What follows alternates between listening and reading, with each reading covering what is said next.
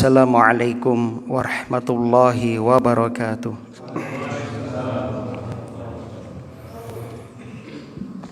Innal hamdalillah nahmaduhu wa nasta'inuhu wa nastaghfiruh wa na'udzu billahi min syururi anfusina wa sayyiati a'malina. May yahdihillahu fala mudhillalah wa may yudlil fala hadiyalah. Asyhadu an la ilaha illallah wahdahu la syarikalah wa asyhadu anna Muhammadan abduhu wa rasuluh.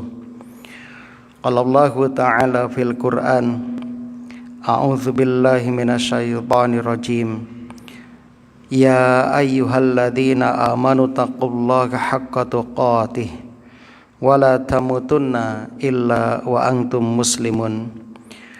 Wa qala ta'ala, ya ayyuhalladzina amanu taqullaha wa qulu qawlan sadida yuslih lakum a'malakum wa yaghfir lakum dhunubakum wa may yuti'illaha wa rasulahu faqad faza fawzan 'azima. Amma ba'du. Kaum muslimin dan muslimah jamaah salat maghrib yang mudah-mudahan senantiasa dirahmati oleh Allah di dunia hingga di akhirat. Alhamdulillah alladzi bi ni'matihi tatimmus shalihat. Segala puji bagi Allah yang dengan nikmatnya kebaikan-kebaikan hamba dapat terlaksana. Kita bersyukur kepada Allah di malam hari ini kembali kita dimudahkan untuk dapat menghadiri taman-taman surga. Mudah-mudahan kehadiran kita kelak menjadi saksi yang akan memberatkan timbangan amal soleh kita. Amin ya rabbal alamin. Allahumma anfa'na bima 'allamtana wa 'allimna ma yanfa'una wa zidna ilman. Allahumma arinal haqqa haqqa warzuqna ittiba'ah wa arinal batila batila warzuqna ijtinabah. Allahumma sallimna ila Ramadan wa sallim lana Ramadan wa tasallamhu minna mutaqabbalan. Allahumma tawaffana 'alal Islam was sunnah. Allahumma rzuqna husnal khitam. Salawat dan salam mudah-mudahan senantiasa tercurah limpahkan kepada Nabi kita Muhammad sallallahu alaihi wasallam, kepada keluarga dan juga para sahabatnya radhiyallahu anhum ajmain. Alhamdulillah jamaah yang berbahagia, saat ini kita memasuki bulan haram, bulan yang dimuliakan oleh Allah, yakni bulan Rajab.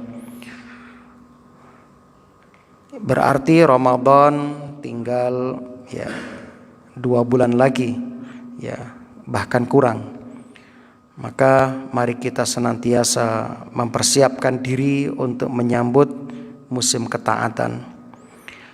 Mudah-mudahan Allah memperkenankan kita berjumpa dengan Ramadan dalam keadaan Islam, iman, sehat walafiat, aman sentosa, dan diberi ma'unah untuk dapat mengerjakan berbagai amal kebajikan selama di bulan Ramadan. Amin ya rabbal alamin. Alhamdulillah, melanjutkan kembali membacakan tafsir surah Al-Maidah ayat yang keempat. Sebelumnya Allah Subhanahu wa taala menyebutkan beberapa jenis makanan yang diharamkan. Dan ternyata makanan yang diharamkan berdasarkan nas Al-Quran dan As-Sunnah As-Sahihah tidak terlalu banyak, antara 20-an dengan karakternya masing-masing. Berikutnya Allah menyebutkan makanan yang halal. Inilah di antara metode uslub Al-Quran, gaya Al-Quran dalam menyampaikan dakwah kepada kita. Dan ini yang perlu kita contoh dari metode Al-Quran. Setelah Allah menyebutkan perkara-perkara yang haram, maka Allah sebutkan setelahnya perkara-perkara yang halal. Perkara-perkara yang halal. Kalau disebutkan kepada seseorang tentang hal-hal yang haram saja, bisa jadi akan muncul ketidaksukaan pada orang itu, lalu berkata, kenapa banyak hal yang haram dalam syariat? Pasti begitu. Nah, maka untuk menghilangkan itu Allah sebutkan dengan metode yang indah. A'udzubillahi minasyaitonirrajim. Yas'alunaka madza uhilla lahum. Mereka bertanya kepadamu ya Muhammad, madza uhilla lahum, apakah yang dihalalkan bagi mereka? Qul, katakanlah, uhilla lakumut thayyibat, yang dihalalkan bagimu adalah makanan yang thayyibat, yang baik-baik. Wa ma 'allamtum minal jawarihi, dan makanan yang diburu oleh binatang pemburu, al-jawarih, itu adalah binatang buruan, pemburu, mukallibina tu'allimunahunna mimma 'allamakumullah, oleh binatang pemburu yang telah tu'allimunahunna, kamu latih untuk berburu, mimma 'allamakumullah, dari apa-apa yang telah Allah ajarkan kepadamu. Fakulu, maka makanlah, mimma amsakna 'alaikum, dari apa yang telah ia tangkap untukmu, yang dia tangkap untukmu. Wadhkurusmallahi 'alaihi, dan sebutlah nama Allah waktu melepasnya. Wattaqullaha, dan bertakwalah kepada Allah.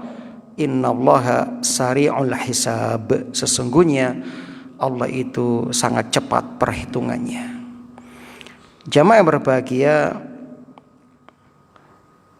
para sahabat radhiyallahu an bertanya kepada Nabi tentang makanan yang dihalalkan bagi mereka.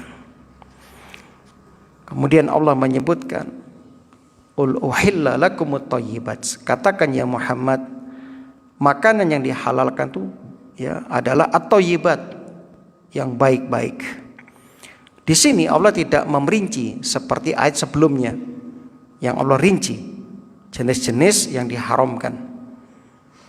Ini menunjukkan kepada kita bahwasannya makanan yang halal lebih banyak daripada makanan yang diharamkan.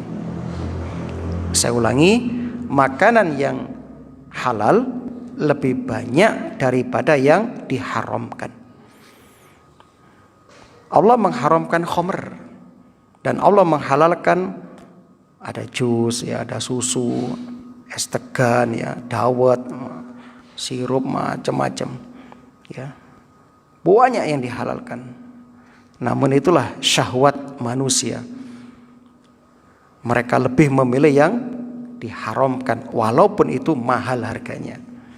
Itulah manusia, syahwatnya telah menguasainya, sehingga dia rela mengeluarkan uang untuk mendapatkan yang haram, padahal itu kenikmatan yang sesaat, siksanya kekal abadi. Sedangkan yang halal nikmatnya luar biasa dan pahalanya kekal, kan begitu. Nah, maka kaum muslimin bersabarlah dalam hidup ini. Tidak lama kita hidup, maka bersabarlah dalam ketaatan kepada Allah Subhanahu wa taala. Lelahmu akan segera hilang, digantikan dengan kenikmatan, kelezatan yang tak pernah terbayangkan dan bersifat kekal abadi. Sedangkan kemaksiatan itu nikmatnya sesaat, hisabnya ya selamanya, azabnya pedih. Kaum muslimin yang berbahagia. Di sini Allah menyebutkan dengan bentuk jamak thayyibat, makanan yang baik-baik. Ya. Maka Allah menyebutkan alasan penghalalannya yaitu thayyib, baik. Ya, baik zatnya maupun cara mendapatkannya, cara memperolehnya. Islam mengajarkan kepada kita ya tentang ya metode ya, dalam masalah makanan. Simple, ya, thayyib, baik. Jadi mulai sekarang semua yang baik-baik itu halal. Ya, adapun yang buruk, yang haram, ya, apa itu yang tidak suka oleh fitrah manusia, ya, yang membahayakan, nah, itu diharamkan dalam syariat. Nanti akan kita jelaskan lagi. Berikutnya kaum muslimin, Islam juga mengajarkan cara mendapatkannya. Maka Rasul mengajarkan doa, Allahumma inni as'aluka ilman nafi'an wa rizqan thayyiban wa amalan mutaqabbalan. Ya, diawali dengan permohonan ilmu. Sebab dengan ilmu kita akan mengetahui mana makanan yang halal dan mana pekerjaan yang halal, yang mendatangkan rezeki yang halal. Dengan makanan yang halal akan menentukan berikutnya, yaitu ya amalan yang diterima. Amalan yang diterima. Nah, kaum muslimin yang berbahagia. Maka di sini ada pelajaran bagi seorang dai, bagi seorang guru ya. Ketika menyebutkan perkara-perkara yang haram, maka hendaklah juga menyebutkan perkara-perkara yang halal. Artinya datangkan solusi. Datangkan solusi. Ya. Ketika jamaah mengetahui perkara-perkara haram, pasti bertanya, terus yang halal apa, kan begitu. Maka ini solusinya. Nah, ini haram dan yang ini halal. Ya, ini halal, itu haram. Dijelaskan. Nah, inilah yang diajarkan oleh syariat. Jadi kesimpulannya apa? Ya, kesimpulannya setiap perkara yang baik tidak mendatangkan bahaya pada tubuh, tidak mendatangkan bahaya pada agama, pada akal, maka hukum asalnya adalah halal. Wa ma 'allamtum minal jawarihi mukallibina tu'allimunahunna mimma 'allamakumullah. Dan buruan yang ditangkap oleh binatang pemburu yang telah kamu latih untuk berburu, yang kamu melatihnya menurut apa yang telah Allah ajarkan kepadamu.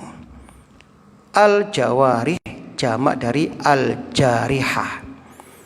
Al-jarihah artinya hewan pemburu, binatang pemburu. Nah, di sini disebutkan ya mukallabin, mukallibin, ya, disebut apa? Mukallibin yaitu anjing. Ya. Dari kata kalbun, anjing. Ana wasgawon nggih bahasa Jawa ini. Nah, penyebutan anjing di sini adalah ala sabilil ghalib. Penyebutan untuk contoh yang dominan, bukan pembatasan. Artinya semua binatang yang bisa dilatih untuk berburu, maka buruannya jika itu ditujukan untuk kita dan melepasnya dengan menyebut nama Allah, maka itu halal.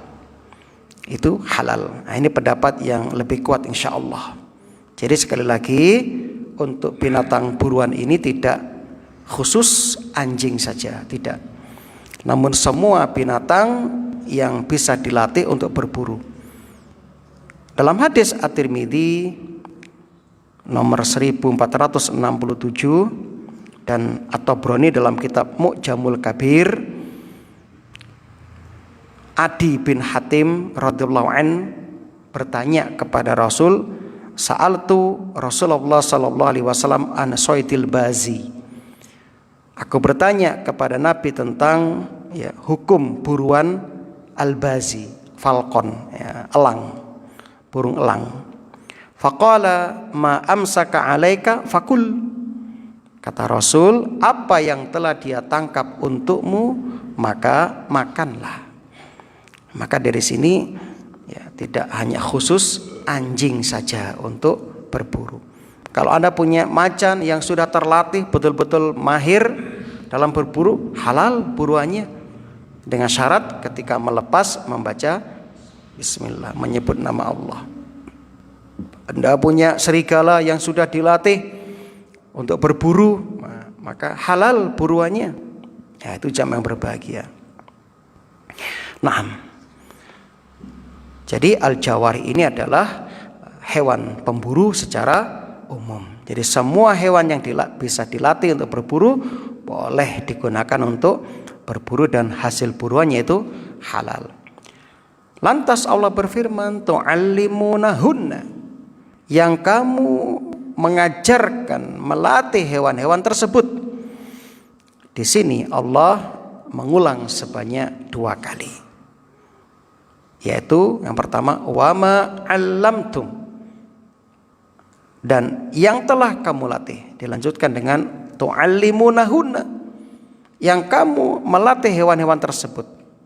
Kenapa diulang 2 kali oleh Allah? Kata sebagian ulama, pengulangan 2 kali ini tujuannya untuk litakid, untuk penekanan.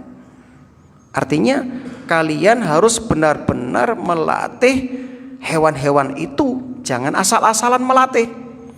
Harus serius dan datangkan ahlinya. Nah, datangkan ahlinya. Nah, kalau asal-asalan, potensi hewan tersebut tidak akan muncul. Yang terjadi adalah sebaliknya. Dia akan berburu untuk diri sendiri, tidak akan berburu untuk majikannya, untuk tuannya.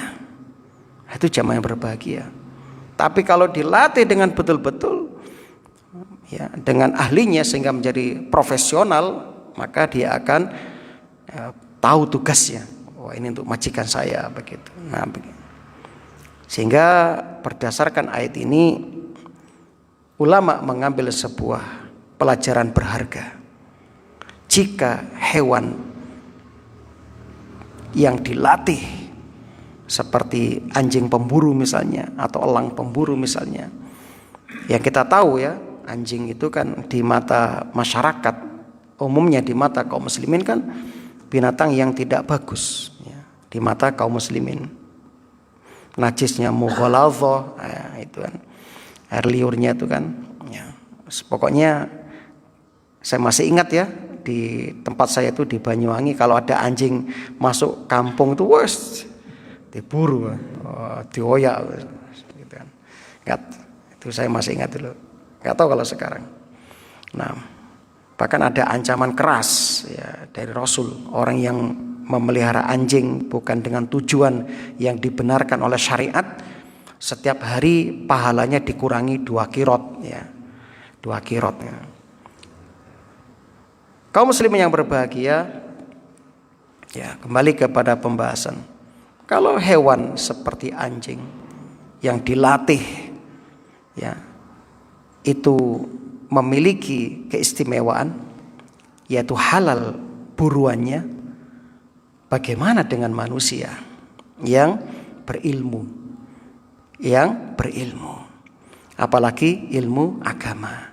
Nah, sehingga di sini ada isyarat agar setiap kita harus serius, lebih serius dan selektif tatkala belajar. Ya, buktinya Allah mengulang 2 kali Ya, ini menunjukkan harus serius dalam mengajar, dalam melatih, dan tidak asal-asalan.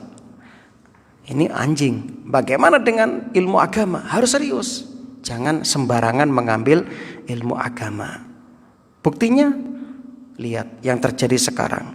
Fenomena Makoli kemarin itu, siapa? Mama Gufron.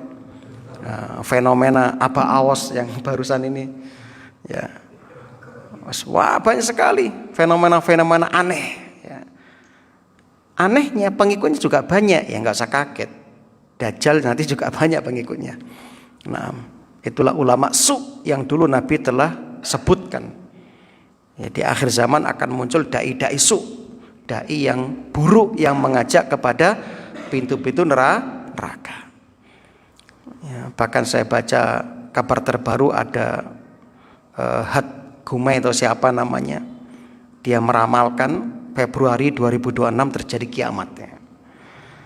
Dia cerita, saya telah melakukan peneropongan, saya melihat dengan batin saya Februari 2026 matahari terbit dari barat katanya. Kemudian orang-orang kan kacau, berarti kiamat terjadi. Wah, sudah berapa kali peramal-peramal itu menyebutkan hal itu.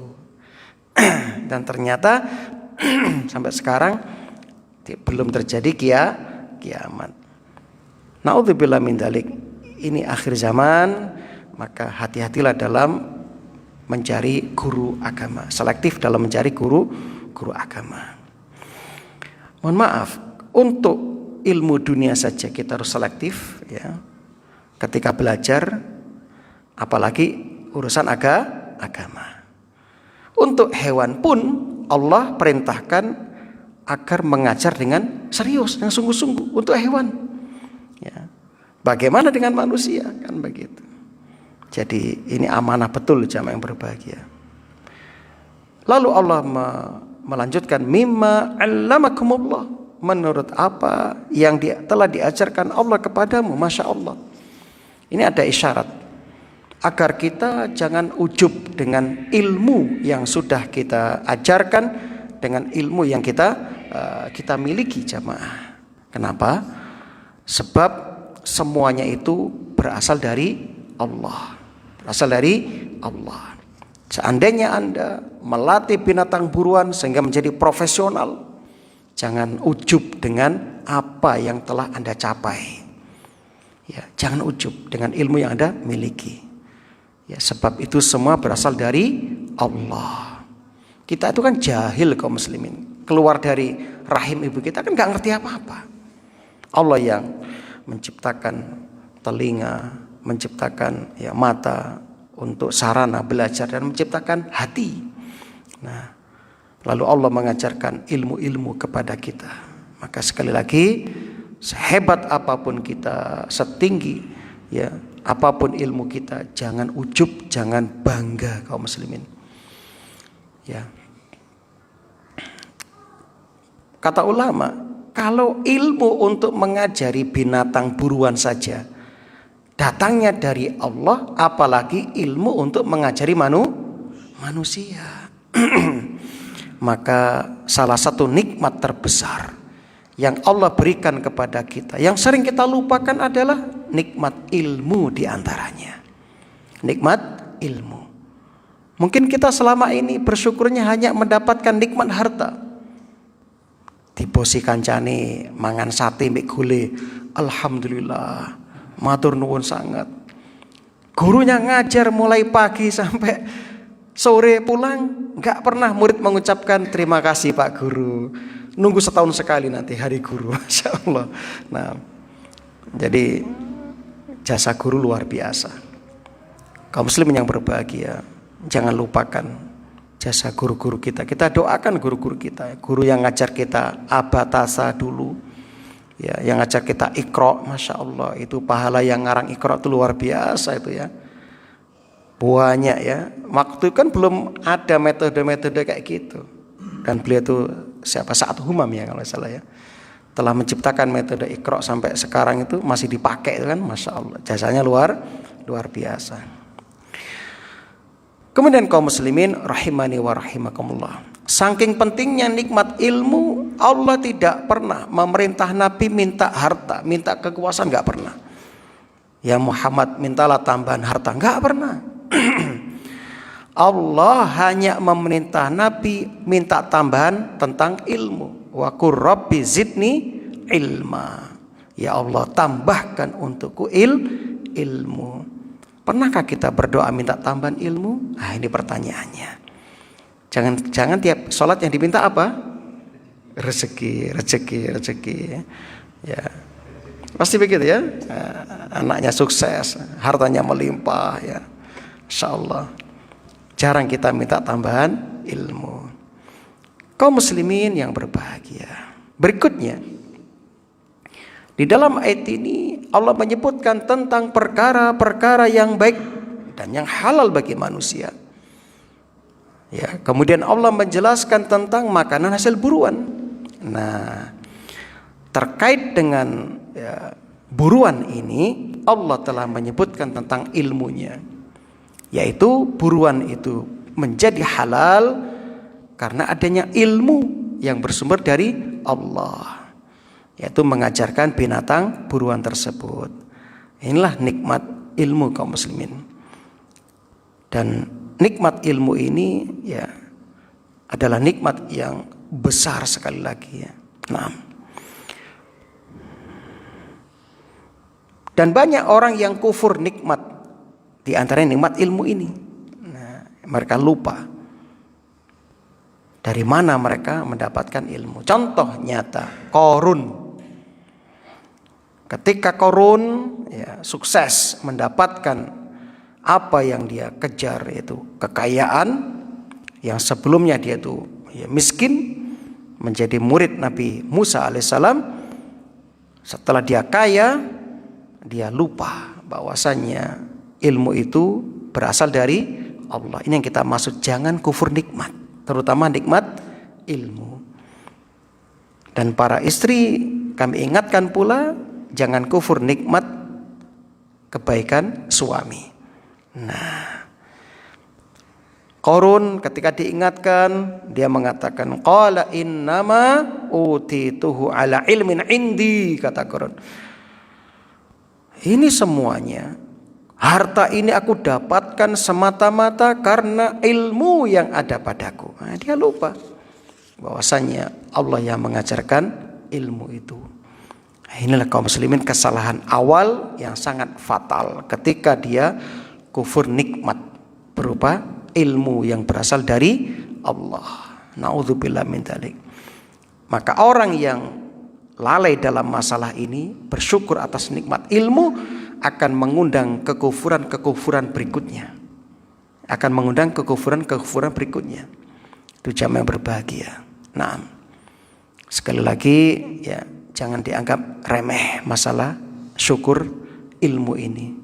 Syukur ilmu ini. Nah, fakulu, maka makanlah mimma amsakna alaikum, apa yang ditangkapnya untukmu, wadhkurusmallahi alaihi, ya, dan sebutlah nama Allah atasnya ya, ketika melepas binatang itu.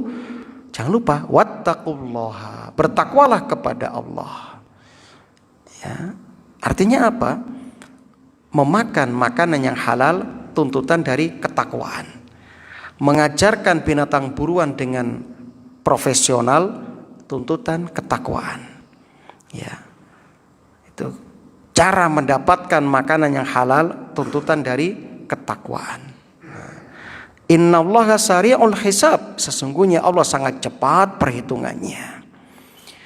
Jadi kaum muslimin, kalau kita membahas tentang masalah ini ada beberapa permasalahan ya tentang masalah binatang buruan ini agar menjadi halal. Yang pertama, mu'allamun ya. Artinya hewan tersebut harus terlatih. Sekali lagi, harus diajar. Jika hewan pemburu tidak terlatih, maka tidak diperbolehkan ya. Binatang yang ditangkapnya haram ya, kalau nggak terlatih ya. Sehingga di sini menunjukkan apa? Agungnya ilmu sekali lagi. Dan jelas tidak sama antara orang yang berilmu dengan tidak berilmu. Ya. Qul hal yastawil ladzina ya'lamuna wal ladzina la ya'lamun. Katakan, ya Muhammad, apakah sama orang-orang yang mengetahui dengan orang-orang yang tidak mengetahui? Lihat, anjing sama-sama anjing, sama-sama berburu, tetapi hukum buruannya bisa berbeda hukumnya. Anjing yang satu juga berburu, ya juga dilepas dengan menyebut nama Allah, tapi nggak dilatih, nggak terlatih, maka haram buruannya. Hewan yang satu terlatih, ya, profesional, dilepas dengan menyebut nama Allah berburu, maka halal buruannya. Masya Allah, ini hebatnya ilmu kaum muslimin. Ya, jadi anjing yang bodoh dengan anjing yang terlatih beda nilainya, apalagi manusia, manusia. Nah, maka likulli maqal maqam, letakkan sesuatu pada posisinya masing-masing. Nah, sekarang kalau ada binatang yang tidak terlatih, kemudian ya dia itu mendapatkan binatang buruan, bagaimana hasilnya? Jika binatang tidak terlatih, hukumnya sebagaimana Allah sebutkan, wa ma akalas sabu'u illa ma dzakaitum. Kalau binatang yang dia dapatkan, misalnya dia berburu kambing, dia dapatkan, lalu jika kambing itu masih sempat hidup dan Anda sempat menyembelihnya dengan penyembelihan syar'i, maka halal. Ya, halal. Namun jika tidak sempat disembelih, maka haram. Kenapa? Karena hewan itu tidak terlatih. Terlatih. Nah, itu kaum muslimin yang berbahagia. Nah, kemudian ketika melepas, mengucapkan nama Allah, ya. Melepaskan menyebut nama Allah itu fadkurismallah, ya, mengucapkan bismillah. Nah, ini syaratnya. Yang ketiga, hewan tersebut menangkap untuk tuannya, bukan untuk dirinya. Ya, Nabi bersabda dalam hadis Muslim nomor 1929, idza arsalta kalbak, kalau engkau melepas anjingmu, wa dzakartas mallahi fakul, dengan menyebut nama Allah makanlah. Fa in akala minhu fala ta'kul, tapi kalau dia memakan binatang itu untuk dirinya, maka jangan dimakan. Fa innahu innama amsaka ala nafsih, karena dia menangkap untuk dirinya sendiri. Nah, itu kaum muslimin yang berbahagia. Dan ini berkaitan dengan apa? Buruan yang sudah mati. Jika dia masih hidup dan sempat kita sembelih, ya halal, kan begitu. Nah, kemudian kalau ada beberapa anjing, ya, ada yang terlatih yang kita lepas, lalu balapan sama anjing liar, ya. Lalu kita nggak tahu ini hewan ini matinya siapa yang membunuh, ini anjing yang kita lepas atau anjing liar misalnya. Ini bagaimana hukumnya? Nah, maka hukumnya kembali kepada apa yang kita sampaikan tadi, ya. Kalau didapatkan oleh anjing yang kita latih, maka halal, ya. Tapi kalau didapatkan oleh anjing yang tidak terlatih, ya haram. Kalau sampai mati di mulutnya. Tapi kalau masih sempat kita sembelih, misalnya dia masih hidup, nah, maka menjadi halal, kan begitu. Nah, kemudian kaum muslimin rahimani wa rahimakumullah. Lalu bagaimana hukum bekas gigitan anjing, ya hewan buruan? Nah, di sini ada khilaf di antara ulama. Kita ketahui, ya air liur anjing itu pada prinsipnya adalah najis yang wajib dicuci. No. Maka banyak ulama di sini yang ya mengatakan, ya, maka binatang buruannya harus dicuci, ya sebagaimana ya umumnya najis air liur anjing itu, ya begitu. Sebagian ulama mengatakan enggak perlu, ini khususiyah ini. Ya, ini perkara khusus binatang buruan. Dalilnya ya Quran enggak pernah menyebutkan, Nabi enggak pernah menyebutkan. Ya, sehingga kembali ke hukum asal itu, ya enggak usah dicuci, langsung dikonsumsi. Nah, ini kata pendapat yang kedua. Wallahu alam, intinya memang ada dua pendapat di sini. Yang pertama harus dicuci, wajib. Ya. Yang kedua tidak perlu, ya, karena spesifik masalah khususiyah yang ditolerir oleh syariat. Nah, begitu. Wallahu alam bisawab. Sekarang kita bahas hukum memelihara anjing. Hukum memelihara anjing ada dua. Yang pertama diizinkan, yang kedua tidak diizinkan. Kapan memelihara anjing diizinkan? Ketika dengan tujuan yang dibenarkan oleh syariat, seperti anjing pemburu, anjing pelacak, anjing penjaga hewan ternak, anjing penjaga tanaman. Nah, memelihara anjing-anjing ini ya tidak mengurangi pahala orang yang memeliharanya. Ya, ada masalah ya seperti itu. Misalnya Anda sebagai ya, orang yang punya kebun yang luas ya dan gak cukup untuk menjaga tenaganya, Anda bisa membeli anjing penjaga tanaman tadi. Nah, atau Anda punya kambing yang diangon di padang yang luas, Anda butuh anjing untuk menjaganya, maka enggak ada masalah Anda memelihara anjing tersebut. Nah, itu kaum muslimin yang berbagi, boleh hukumnya. Tapi tanpa keperluan yang mendesak, maka hukumnya enggak boleh, haram kata ulama. Yaitu ancamannya dalam hadis Muslim nomor 1575, man yaqtana kalban laisa bikalbi said ya wala masyatin wala ardin fa innahu yanqusu min ajrihi qiraton kullayaumin. Siapa saja yang memelihara anjing selain anjing berburu, menjaga hewan ternak, menjaga tanaman, maka pahala orang itu akan berkurang setiap harinya 2 kirot ya, 2 kirot setiap harinya. Itu 1 kirot itu kan sudah dijelaskan oleh Nabi ya. 1 kirot itu apa? Sebesar gunung ya. Berarti 2 kirot 2 gunung ya. Masyaallah. Nah, ngeri Pak. Lalu apa alasannya kok bisa berkurang 2 kirot? Nabi enggak menyebutkan alasannya, tapi ulama berusaha untuk mencari hikmahnya dan sebabnya. Di antaranya Imam Al-Qurtubi dalam tafsirnya ya, beliau menyebutkan di antara ya alasannya kenapa kok pahala orang ini dikurangi setiap harinya. Karena anjingnya itu mengganggu tetangga yang pertama. Ya, mengganggu tetangga. Yang kedua menakut-nakuti orang lain. Yang ketiga anjing termasuk binatang yang najis kan gitu. Yang keempat malaikat enggak mau masuk ke dalam rumah orang yang memelihara anjing. Dan ada sebab-sebab yang lain yang ulama menjelaskan itu. Ya, itu kaum muslimin yang berbahagia. Wallahu a'lam bishawab.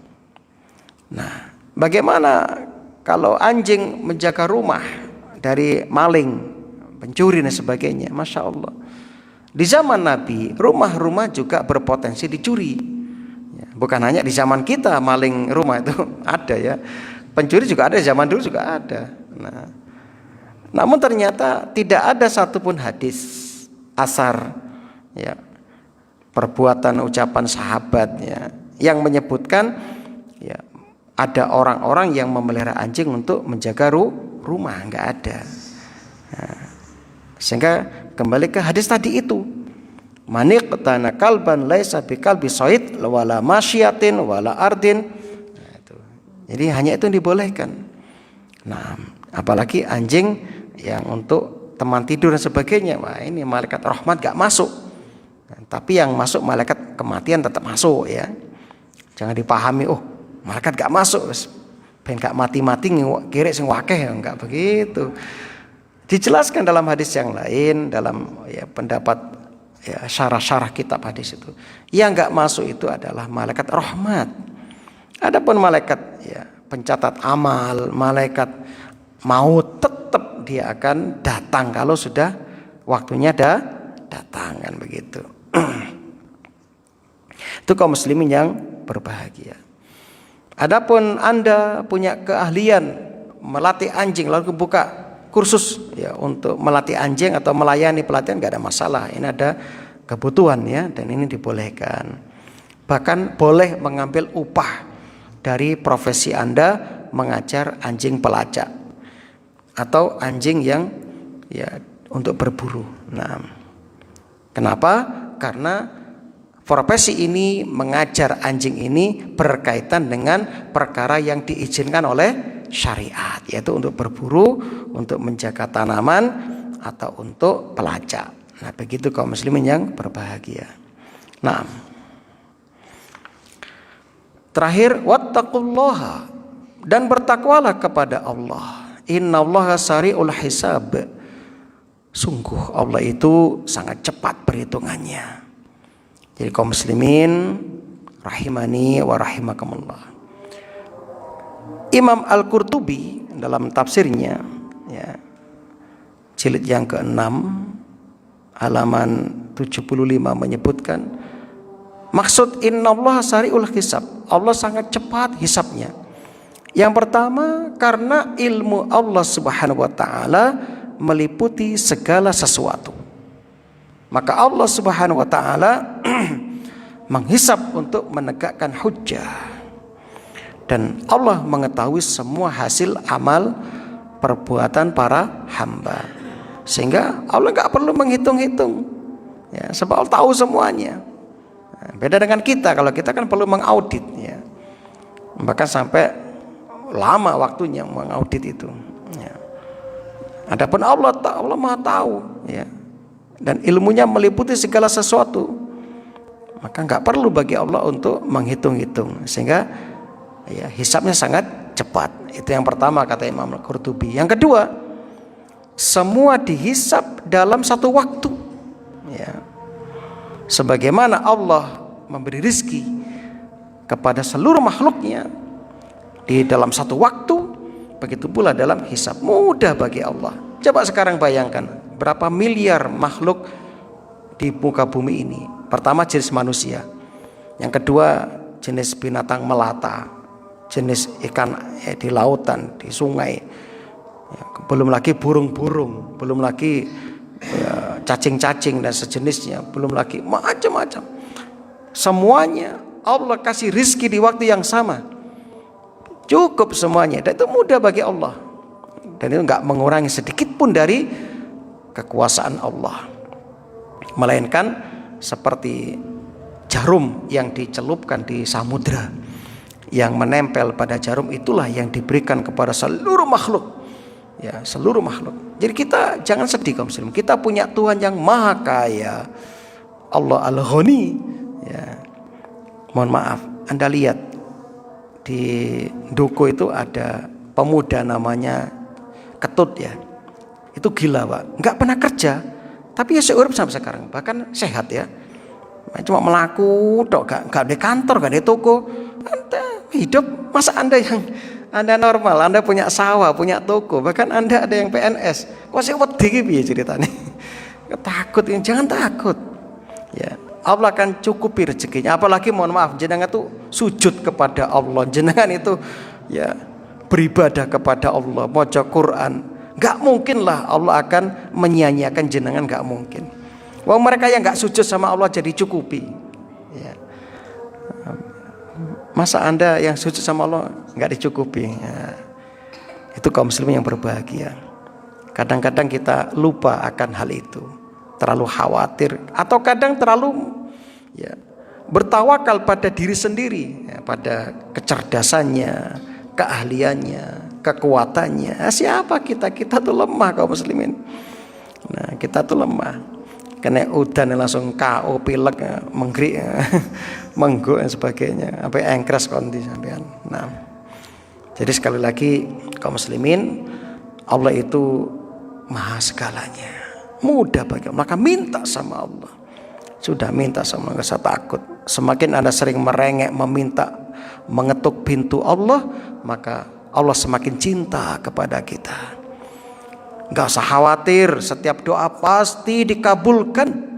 Justru yang mengkhawatirkan, kata Umar bin Khattab, ketika Allah mencabut keinginanku untuk berdoa, itu yang paling mengkhawatirkan. Jadi ketika Anda diberi ilham, diberi hidayah oleh Allah untuk bisa berdoa, itu nikmat dari Allah, dan itu kebaikan kaum muslimin. Ya terus berdoa, terus berdoa. Sampai kapan? Sampai mati, karena doa ibadah, dan ibadah sampai mati. Terus berdoa. Nah, dan Nabi sudah contohkan itu. Hampir setiap kondisi kita diajarkan doa-doanya. Betul ya? Nah, sampai mohon maaf ya, nyuwun sewu, sampai hubungan suami istri ada doanya. Nah, apa yang enggak ada? Ini menganjurkan apa? Agar kita terus ya bergantung kepada Allah, jangan meninggalkan Allah. Ya, terus berdoa. Yakinlah kaum muslim yang berbahagia. Itu. Penafsiran yang ketiga kata Imam Al-Qurtubi, maksud dari innallaha sari'ul hisab, Allah sangat cepat hisabnya. Artinya apa? Hisab Allah akan segera tiba. Sebagaimana hari kiamat sudah dekat ya, datangnya dengan kita, dan betul itu. Ya. Kiamat itu sangat dekat kaum muslimin. Paling enggak kiamat kecil lah, kematian kita. Kan kita tuh sekarang sedang berburu dengan kematian sebenarnya. Ya, kita berburu dengan kematian. Jadi ingatlah kaum muslimin, sebentar lagi kita akan dihisab. Semua yang datang ya itu pasti disebut dengan dekat. Semuanya terasa cepat. Nah, maka setiap orang akan tiba saat kematiannya, lalu dibangkitkan pada hari kiamat dan segera dihisab. Kemudian yang keempat kata Imam Qurtubi, balasan sebagai konsekuensi hisab itu segera tiba. Nah, jadi kesimpulannya itu tadi, kita itu semuanya ya akan segera dihisab oleh Allah Subhanahu wa taala. Jadi Allah tidak perlu perhitungan dan segera tiba hisabnya, dan semua dihisab dalam satu waktu dan akan datang balasannya. Ya, itu kaum muslimin yang berbahagia. Alhamdulillah. Taib. Mungkin ada yang mau ditanyakan, kalau bisa kita jawab, kalau nggak bisa insya Allah kita carikan jawabannya. Oke. Waalaikumsalam warahmatullahi wabarakatuh.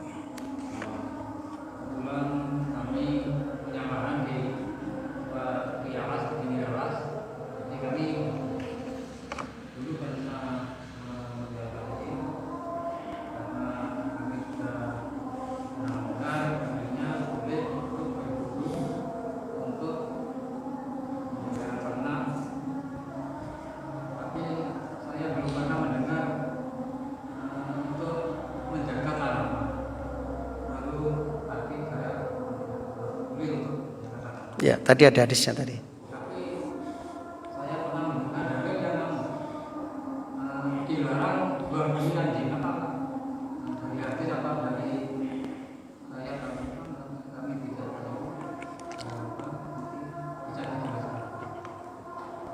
Oh, alhamdulillah.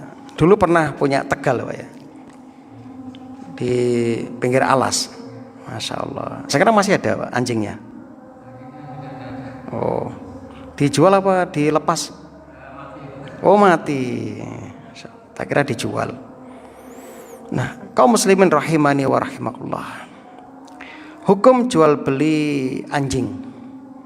Ya, kalau kucing sudah jelas ya, hadisnya ada. Nah, bagaimana hukumnya? Nah, hadisnya yang sekarang kita lihat hadisnya dulu. Al-Bukhari naha an samanil kalbi wa halwanil kahin wa mahrul baghi.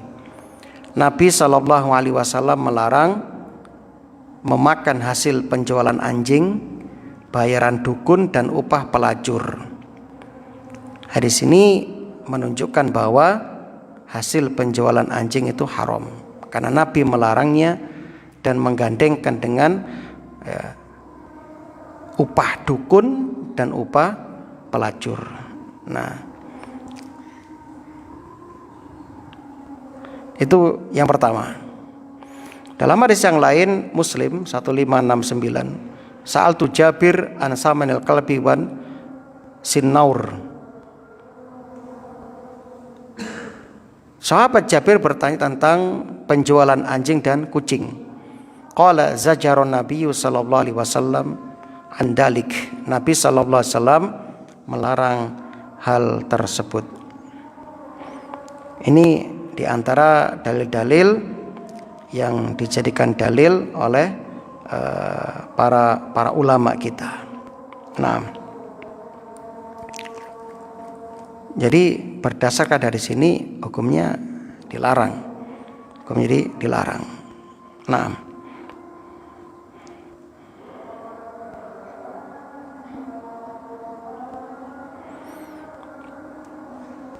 bisa dipahami ya ini.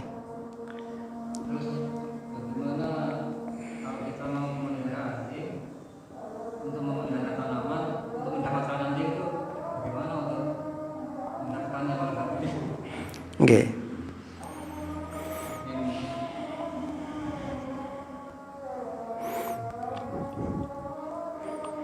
Nah, hadis-hadis tentang larangan penjual anjing ada 5 hadis. Tadi saya hanya menyebutkan 3 yang semuanya menunjukkan tentang dilarangnya hal itu. Tetapi ada khilaf di antara ulama tentang anjing yang memiliki kegunaan seperti anjing untuk berburu, menjaga hewan ternak, dan menjaga tanaman. Ada yang mengatakan itu dibolehkan, ada yang mengatakan dibolehkan. Namun secara mutlak para ulama mengatakan tetap nggak boleh, tetap nggak boleh. Nah itu. Kemudian Ibnu Hajar dalam kitab Fathul Bari jilid 4 menyebutkan para ulama berselisih mengenai apa yang dimaksud dengan hasil penjualan tersebut. Ya.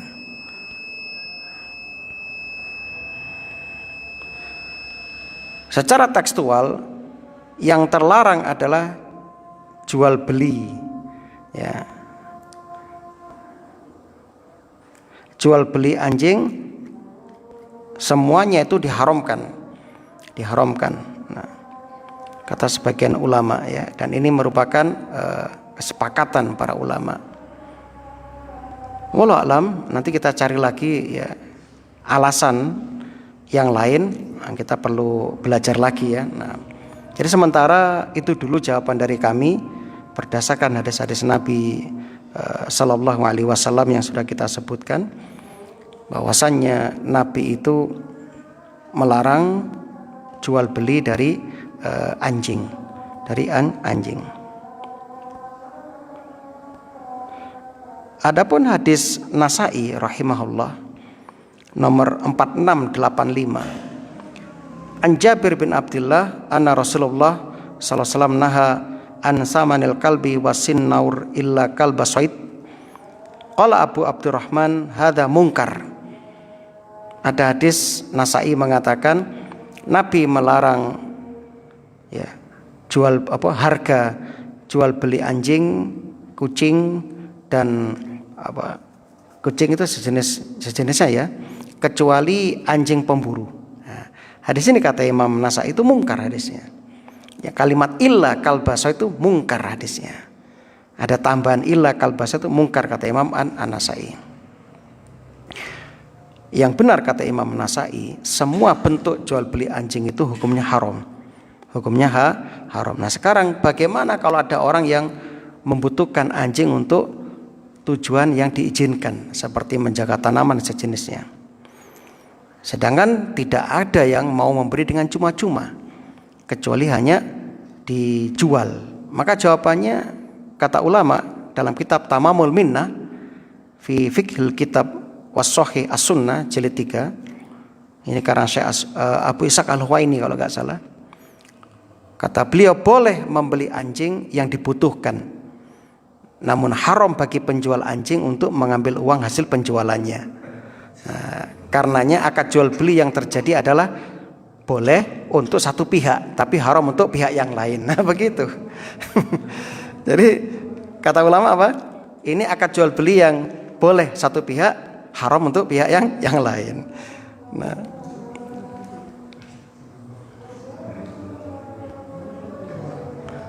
wallahu a'lam bishawab.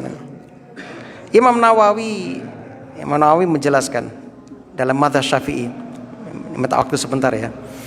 Dengan menimbang-nimbang kata Imam Nawawi, adanya larangan menerima uang hasil penjualan anjing, ya, Nabi Shallallahu Alaihi Wasallam menilai penjualan anjing adalah sejelek-jelek sumber pendapatan, dan Nabi Shallallahu Alaihi Wasallam menilai sebagai sumber penghasilan yang jelek. Maka ini dalil tentang diharamkannya jual beli anjing, dan transaksi jual beli anjing transaksi yang tidak sah, sehingga uang yang didapatkan bukan uang yang halal. Ya, itu jamaah yang berbahagia. Nah, jadi kalau ada tetangga ngeracun anjing seseorang, maka nggak usah mengganti dengan uang, kan begitu? Katanya uangnya bukan uang yang halal. Allah alam. Jadi kesimpulannya memang nggak boleh ya. Bagaimana mendapatkannya ini? Anda bisa membeli, bagi Anda boleh, tapi bagi yang menerima uangnya nggak boleh. Ya itu dulu. Memang seperti itulah hukum-hukum fikih. Mungkin nanti bisa tanya lebih detail ya, bisa berduaan dengan Ustadz Iqbal, Ustadz Rahman atau Ustadz Hafid ya. Nah, semoga bermanfaat. Subhanakallahumma bihamdika asyhadu an la ilaha illa anta astaghfiruka wa atubu ilaik. Assalamualaikum warahmatullahi wabarakatuh.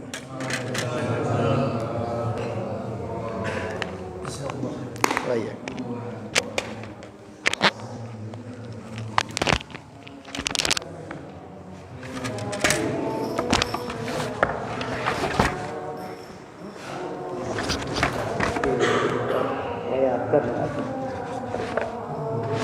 Ada.